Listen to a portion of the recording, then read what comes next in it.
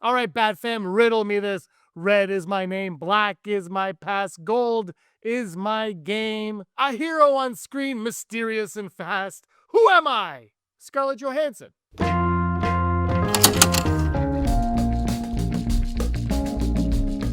Hello, everyone. Welcome to Digital Charcuterie. My name is James. Thank you so much for stopping by. If you're new to the channel and looking forward to the Batman Part 2, hit that subscribe button. I talk about it and discuss it with you all the time right here on the channel. I love talking about this movie. I cannot wait for this movie. I love the Batman 1, and I'm a massive fan of the Penguin.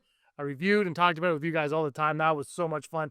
Love that series. There's talk of season 2. We'll get into that when we get into that. Probably, might happen, might not happen. Makes sense if it's going to happen. But that's another topic. Today, we got to talk about the Batman Part 2. And special shout out to channel members Jordan Saylor and The Hotness McAwesome. In September, on Batman Day, Matt Reeves said he was looking forward to talking Batman with us in the weeks, months, days leading up to the release and the shooting of the Batman Part 2, which production is scheduled to begin around April of 2026. And we are in the last few weeks of 2025. So April will be here. March, April, it'll be here before you know it, which means this cold weather that I'm living through right now will be over with and it'll be summertime and I can't wait. But we're getting closer and closer to production of the Batman Part 2, slated to release in October of 2027. 2027, you know what? That's going to be here before we knew it, and this will be a thing of the past. And I'll be like, remember when we waited 5 years for the Batman 2? That feels like forever ago.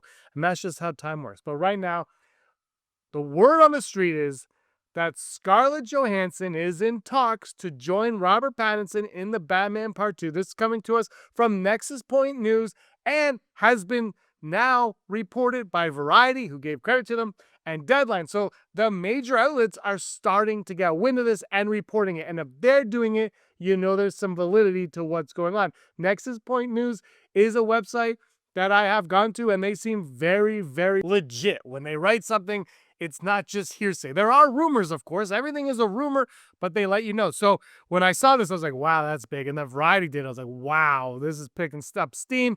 And so Scarlett Johansson possibly joining DC in the Batman Part 2. Now, the article goes on to talk about which characters she could play, and I'm going to talk about that in this just a little bit, but I have some thoughts on this potential casting, and I got to say, she's a fine actress. She's an okay actress. She's not my favorite actress. She does her job. She comes in, does it well. But she is now Jurassic Park, Marvels. She's going to be in The Exorcist. She's reportedly in talks for the live-action Tangled. She's literally everywhere in everything. And I did a video yesterday on Brainiac where I kind of talked about Matt Smith, when he was cast as, I think it was a young Palpatine for episode 9 at the time. To me, it was uninspired. I feel like Ryan Gosling in Starfighter is uninspired casting. I feel like Scarlett Johansson in this movie is uninspired. And I felt Pedro Pascal in Fantastic Four was also uninspired. And I think, I haven't seen that movie still, but I do think he would be a good Reed Richards, though I haven't really heard anything about it. But I think whoever she plays, she will be fine playing whoever she plays.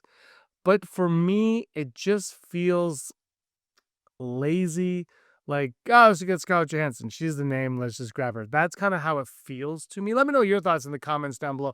This is not going to deter me from seeing the movie.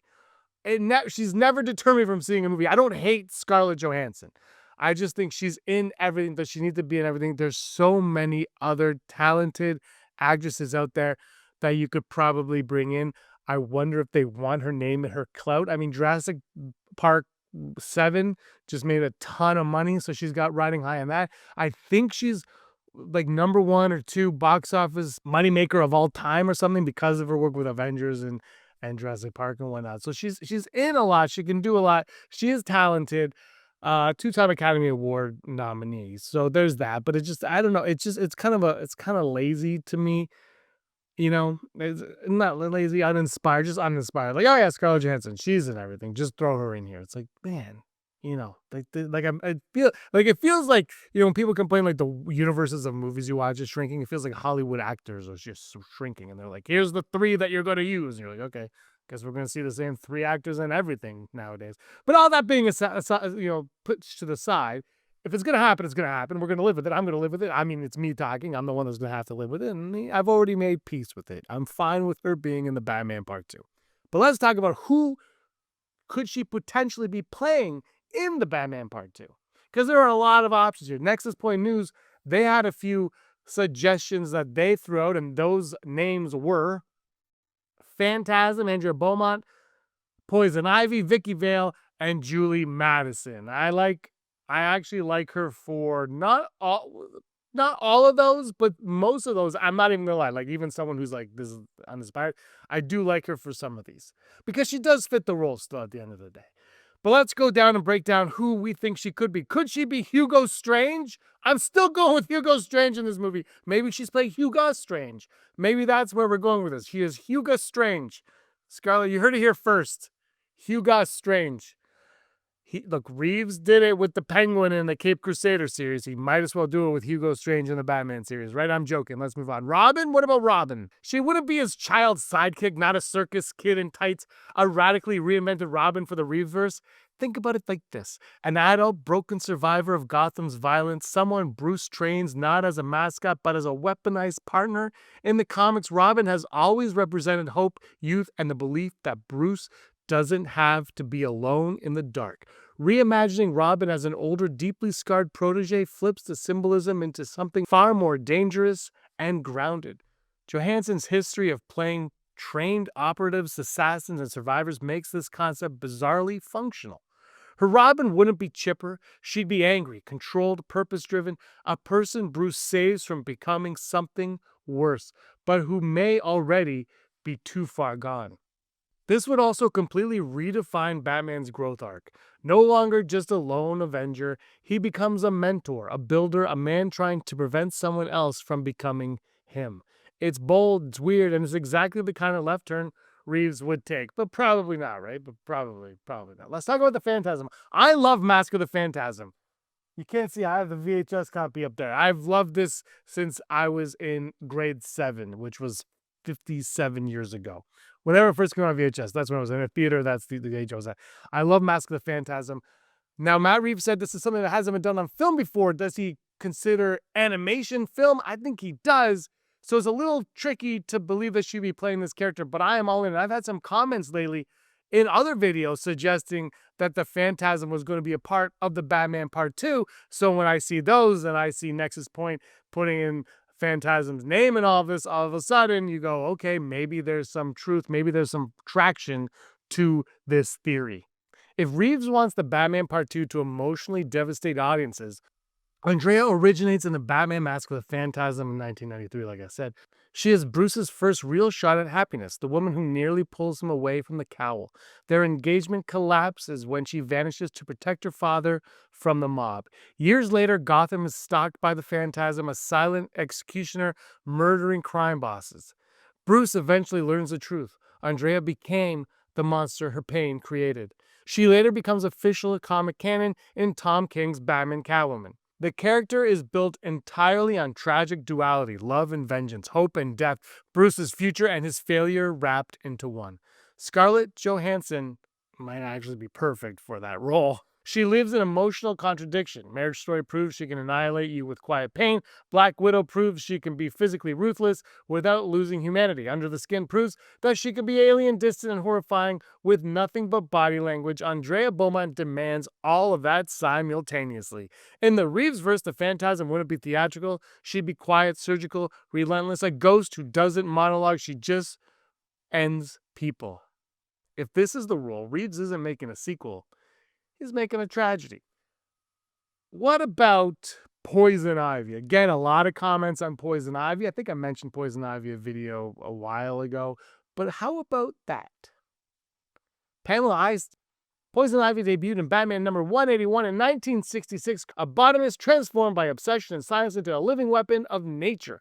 Over decades, she's evolved from seductress villain to radical environmental anti-hero. In Reeves' ultra-grounded Batman, Scarlett Johansson's Ivy could be a bio-terror made human. No fantasy vines, no cartoon toxins. This would be molecular biology and weaponized ecosystems. Thematically, she fits with Reeves perfectly. His Gotham is rotting from the inside. Ivy is what happens when someone decides rot deserves to be burned out at the root. Then we've got Vicky Vale. Vale debuted in Batman number 49 in 1948. She is Gotham's most relentless reporter, often circling the truth behind both Bruce Wayne and Batman. Scarlett Johansson as Vicky Vale would be incredibly dangerous, not physically, but politically. This Vicky wouldn't be dazzled by Bruce's money. She'd be suspicious of it. She wouldn't romanticize Batman, she'd investigate him. Johansson carries authority naturally. Her Vicky would feel like someone who can bring the entire Wayne legacy crashing down with one well-placed headline. In Reeves' world, where public perception is everything, Vicky Vale is a weapon. This is one that really intrigued me, though, when they mentioned Julie Madison. Julie Madison is Bruce Wayne's first love in the comics, debuting in Detective Comics number 31 in 1939. Traditionally a socialite or actress, the symbol of normal life, Bruce will never live. Casting Scarlett Johansson completely transforms Julie from a footnote into a nuclear emotional presence. This version of Julie wouldn't be a fling, she'd be a woman with history, emotional intelligence, and unfinished business with Bruce Wayne, someone who knew him before the mission consumed him. Johansson could sell that kind of heartbreak effortlessly, the kind where love still exists, but reality makes it impossible. This would underline the central tragedy of Batman. He didn't just lose his parents, he gave up everything else as well. I'm going to throw a couple more at you just to see. Let me know your thoughts in the comments down below. What about Leslie Tompkins? Gotham's most exhausted trauma surgeon stitching together criminals and vigilantes alike, Johansson could become the emotional conscience of the entire city. And finally, I'm going to go with this one because I think the Reeves movies are building towards something. And I got to say, what if she is a part of the Court of Owls? Elegant, silent, deadly, a masked executioner serving Gotham's true hidden rulers. Johansson as a talent would be pure nightmare fuel. So those are just some names I wanted to go through, some that were in the Nexus article and some that I just thought up on my own. I think altogether, though, whoever she plays, the character is going to be fantastic. I think this movie is going to be a thrill ride. I think it's going to surpass the first Batman. I think it might even be better than the Penguin. For me, that's going to be really tough, but I think it's going to be up there. Colin Farrell just can't stop raving about it. You just keep hearing good things about this, and I think Matt Reeves doing Dawn, I keep going back to Dawn of the Planet of the Apes, which I think was spectacular.